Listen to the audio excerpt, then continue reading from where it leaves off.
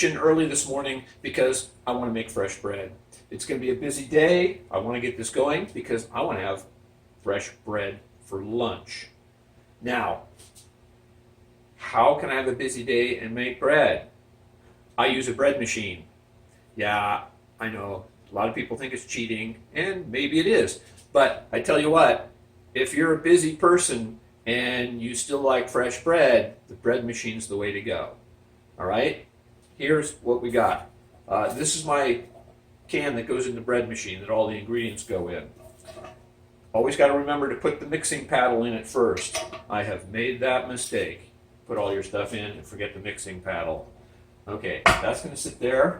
Well, right here. I'm going to do this with one camera because I'm kind of in a hurry. Got a lot to do today. 1.5 tablespoons of butter. You want soft butter? I actually just did this like 5-6 seconds in the microwave oven just to soften it. Put all the wet ingredients in the bottom of my mixing can first. I've got 3.5 ounces of milk.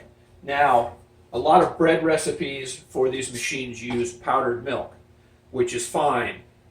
I don't buy powdered milk. I just use liquid milk. There's a conversion for that. If you want to replace powdered milk in a recipe with liquid milk, it's 1 to 5. So if it calls for a tablespoon of dry milk or powdered milk, you want to use 5 tablespoons of whole milk. You have to adjust your other liquids in the recipe. So I've done that. I want 1 1/8 cups total of liquid. So let's see, where we got? I gotta look really close here. 1 1/4 is right there. So we're gonna go a little less than that. That's just about right. So I mix my water with the milk, 1 1/8 cups of liquid. All right, I'm gonna stir that. Just make sure it's incorporated pretty well.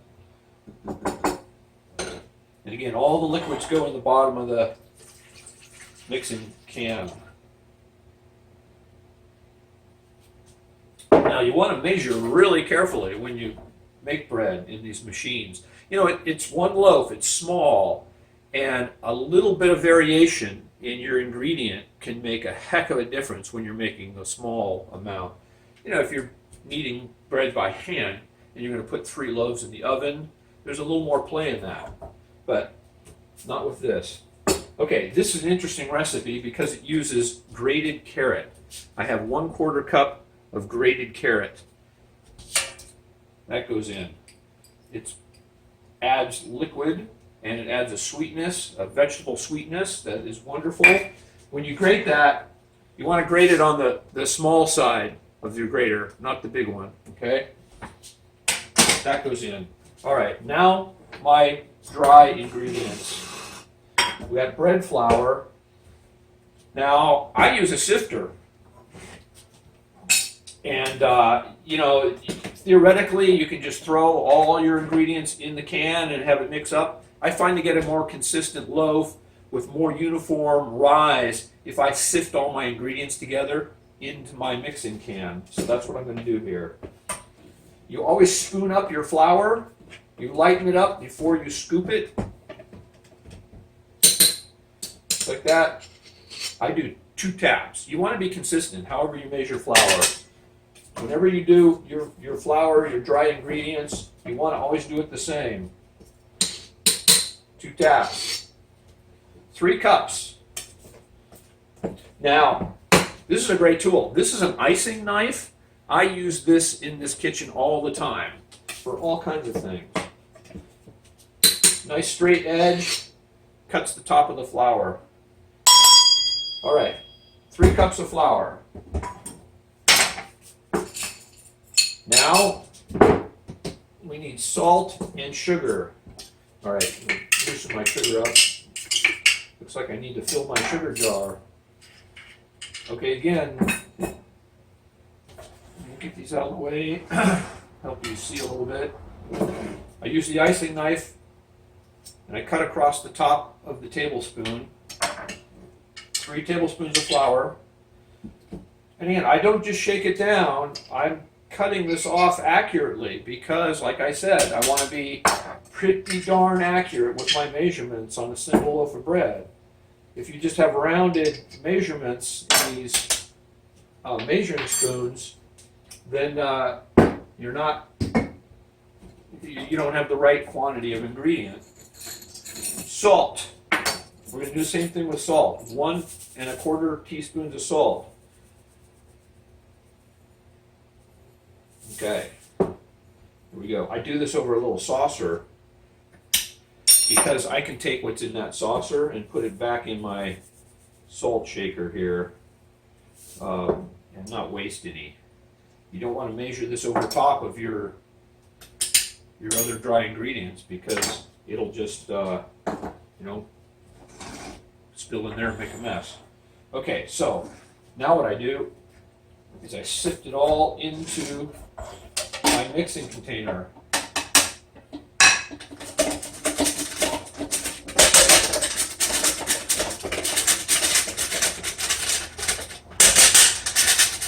That incorporates all the sugar and salt uniformly. There we go. So that's everything, right? Yeah, I think that's everything except the yeast. I pre-measured the yeast. This is 2 teaspoons of yeast. I add a little extra yeast. This recipe will work fine with 1 teaspoon. I like the little bit of yeasty flavor, so I double it, which is pushing it. This thing's going to rise, and it's going to get really close to the top of my oven there. You'll see. Okay, in goes the yeast. That's everything. Yes. So now we're going to put it into our bread machine. This is a Hitachi. It's an old model. It's no longer made. I've actually had this 10 years, and I got it at a thrift store for 40 bucks. Bread machines, they were in vogue, like, I don't know, that was a couple of decades ago, and they're really expensive. They're over 100 bucks, a lot of them. But now you can pick them up at thrift stores. This thing was like brand new. I don't think anybody even used it once. All right, start. Bread color, I like a light colored loaf. Let's see, what's that say? I don't have my glasses here. Medium. Light. There we go. And then I push the lock. What the lock does is it locks down the settings. So in case now any of these buttons get pushed, nothing will happen. The only one that works is the stop button, which is great. If you've got kids around, or if you've got, a cat or something that jumps up on the counter, use the lock button. That's it. It's going. You can hear it. You can look in here. It starts out, it's a little funny how it starts. Let me reverse this camera around. There it is. Now, yeah, I checked this a little bit as we get into the process here to make sure everything looks right. I've done so many loaves of bread that I have a familiarity of what it should look like.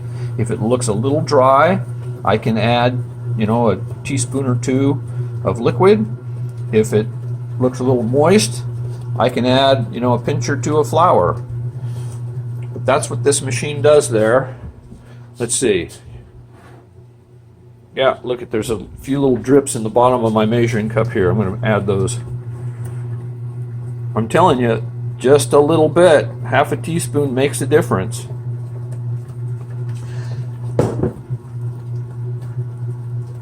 And it's just mixing it up there. All right. This thing goes through several steps. It does a double rise. You can do a quicker recipe with a single rise, but the bread's not as light. And this is my countdown timer here. And see, in 4 hours and 8 minutes, I'm going to have bread done. The machine does it all. Mixes it, bakes it. Yeah, it's easy. Okay, so this has been running now for, I don't know, about 10, 12 minutes, and see how the dough has become a ball there and it's just spinning around. Interesting. It's how these machines work. You know, centrifugal force is part of what is mixing the ingredient in that dough. Yeah, looks about right. Looks about, I can touch it. Yeah, it's dry. It's not overly sticky. That's just the way I want it. You know, your weather will affect the cooking and the way your flour and your ingredients sort of mix. And today it's a clear, warm day. That's one of the reasons I want to get going here, is because I got to get out there in the yard. I got things to do before it gets hot today. Okay, so it's been about an hour and 20 minutes, give or take, since I started this thing. Look at that. It's into its first rise. It's well up in the container. It's halfway up in that container now, and the dough looks nice. I don't want to touch it at this point. I don't want to disturb it. We're just going to let it do its thing. Oh man, it's starting to smell good in here. It's on the bake cycle now. Look at that, 48 minutes left. Let's see what's it look like. Oh, look at that. It has risen up and it's getting close to the top. But it looks good. Getting a little color on it already. Ah, it smells so good. It's done. Yay. Oh, look at that. Oh, the house smells so good too. Let's see. We need to pull this out. This handle's a little warm here, so gotta set it down over here. This thing out of the can so it can cool for a little bit. Yeah.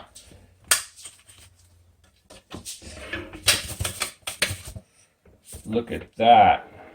Lovely. Now, when that comes out of the can, the paddle, oh, look at the steam rising off there. The paddle leaves a little hole in the bottom. That's normal. Sometimes a little bit of bread gets stuck down in there, but that's normal. That's how this works. Okay, we got to let it cool a little bit. It's still sort of baking itself there. Oh, look at that nice light loaf. Great color. It's lunchtime. I can hardly wait because of this fresh bread. Yes, yes, yes. Look at this. Oh, it's cooled. Let's see how it looks here.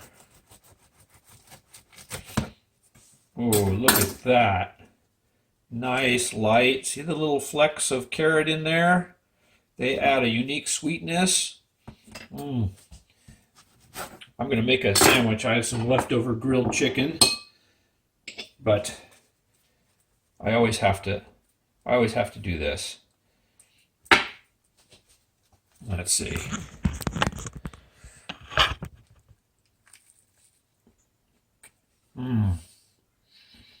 There's nothing like fresh baked bread. That works great. You know, bread machine. Simple, easy. Does a great job. So, get your hands on one and give it a try. There's a ton of great bread recipes. They're all different.